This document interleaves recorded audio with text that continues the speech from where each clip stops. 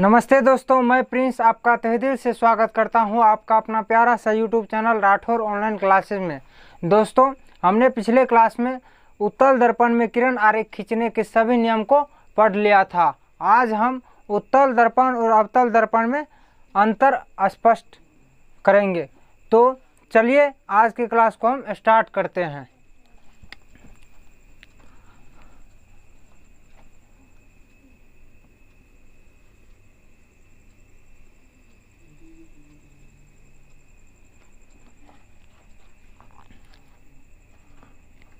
एक तरफ हम लिखेंगे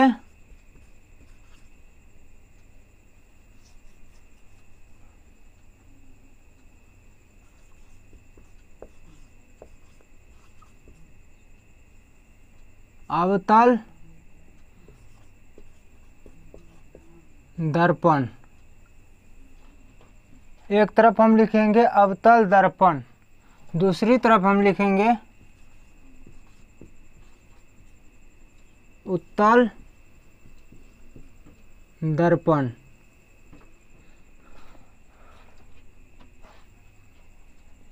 अवतल दर्पण और उत्तल दर्पण।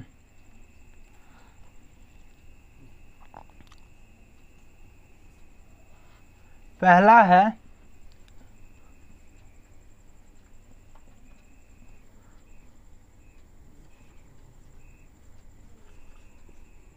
इसका परावर्तक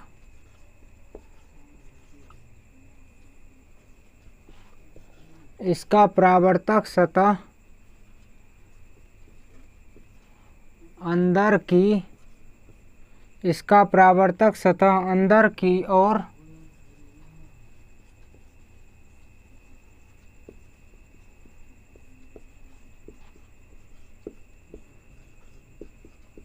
धंसा होता है। अवतल दर्पण का परावर्तक सतह अंदर की ओर धंसा होता है। उत्तल दर्पण में हम लिखेंगे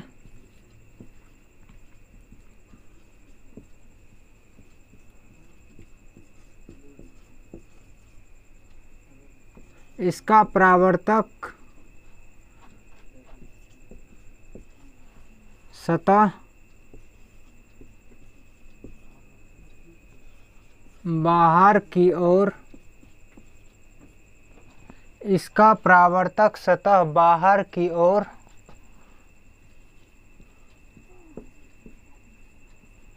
उभरा होता है। उत्तल दर्पण का परावर्तक सतह बाहर की ओर उभरा होता है। दूसरा लिखेंगे इसे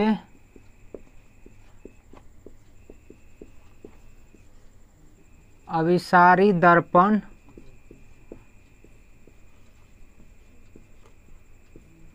कहते हैं।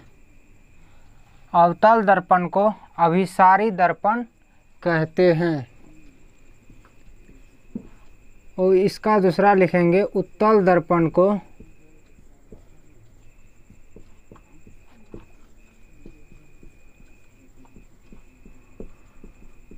अपसारी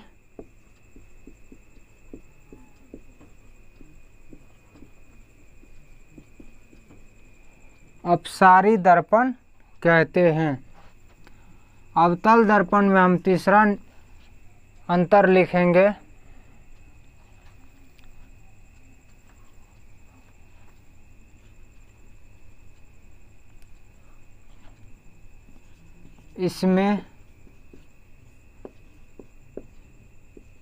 इसमें वास्तविक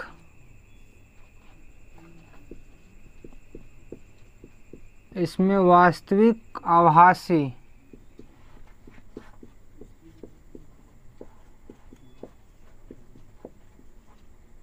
इसमें वास्तविक और आभासी दोनों प्रतिबिंब बनता है। अवतल दर्पण में वास्तविक और आभासी दोनों प्रतिबिंब बनता है। उत्तल दर्पण में लिखेंगे उत्तल दर्पण में केवल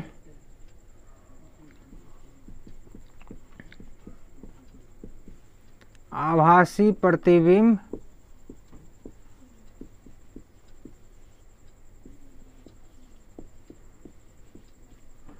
बनता है। उत्तल दर्पण में केवल आभासी प्रतिबिंब बनता है। अगला हम लिखेंगे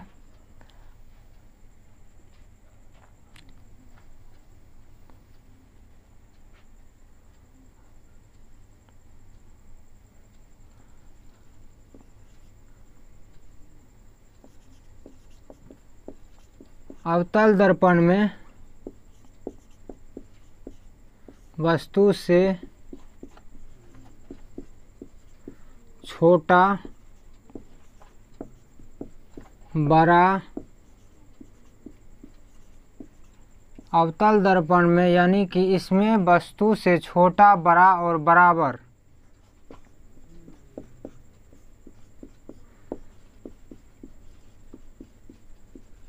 तीनों प्रतिबिंब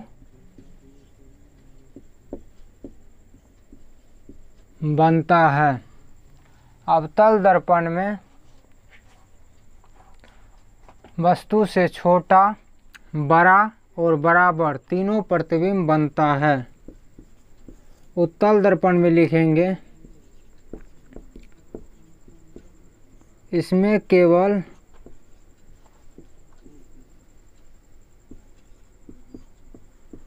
छोटा प्रतिबिंब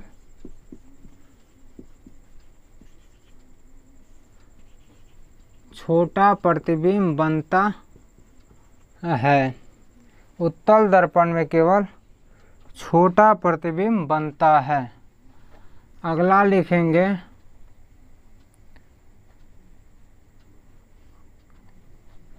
अवतल दर्पण की फोकस दूरी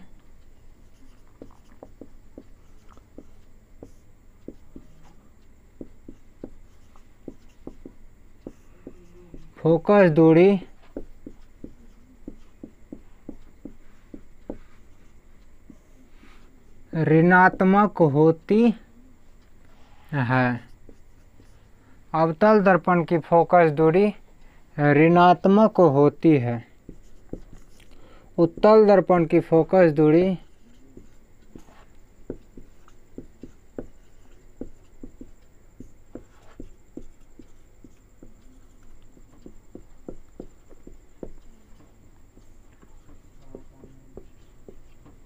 धनात्मक होती है। उत्तल दर्पण की फोकस दूरी धनात्मक होती है। अगला है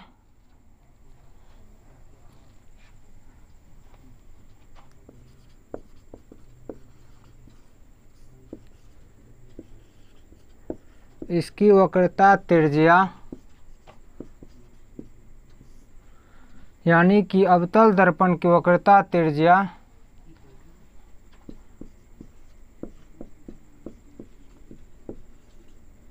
ऋणात्मक होती है। उत्तल दर्पण की वक्रता त्रिज्या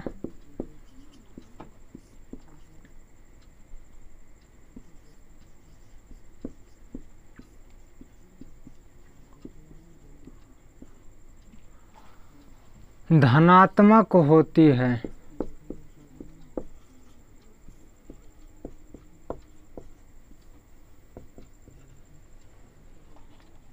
उत्तल दर्पण की वक्रता त्रिज्या धनात्मक होती है। अगला है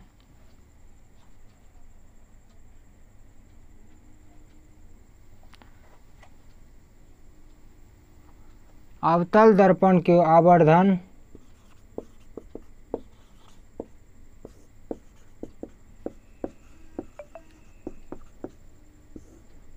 अवतल दर्पण के आवर्धन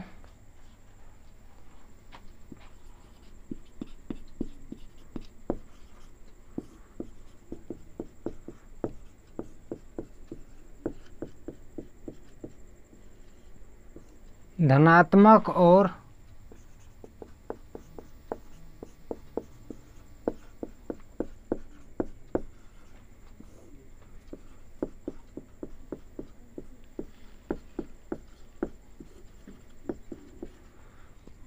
धनात्मक और ऋणात्मक, धनात्मक और ऋणात्मक दोनों होता है।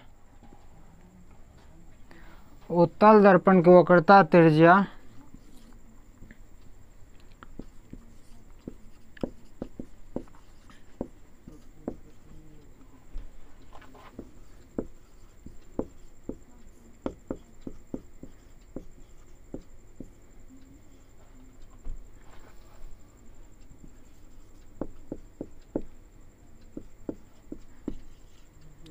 उत्तल दर्पण की वक्रता त्रिज्या धनात्मक होती है।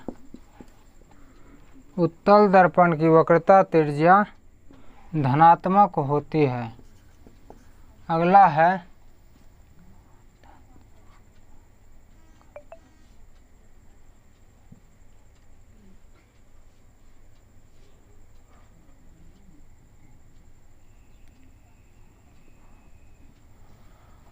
तो आज हमने अवतल दर्पण और उत्तल दर्पण में अंतर को देखा। अवतल दर्पण और उत्तल दर्पण में अंतर को देखा। पहला अंतर था इसका आवर्धन धनात्मक अवतल दर्पण में था, इसका परावर्तक सतह अंदर की ओर धंसा होता है। इसका परावर्तक सतह अंदर की ओर धंसा होता है। उत्तल दर्पण में था इसका परावर्तक सतह बाहर की ओर उभरा होता है। दूसरा था इससे अवतल दर्पण को अभिसारी दर्पण कहते हैं और उत्तल दर्पण को अपसारी दर्पण कहते हैं। अवतल दर्पण में वस्तु वास्तविक आभासी दोनों प्रतिबिंब बनता है और उत्तल दर्पण में केवल आभासी प्रतिबिंब बनता है।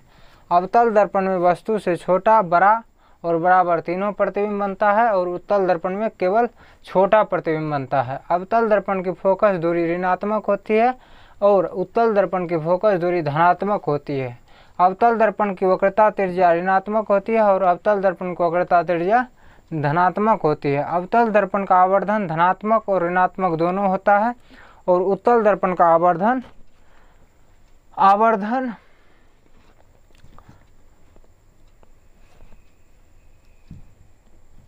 केवल धनात्मक होता है। सॉरी, यहाँ पे आवर्धन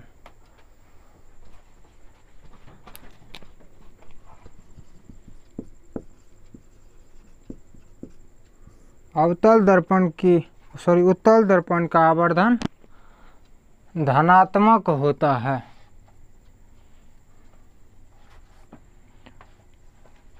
तो आज के क्लास को हम यहीं ख़त्म करते हैं। मिलते हैं अगले क्लास में।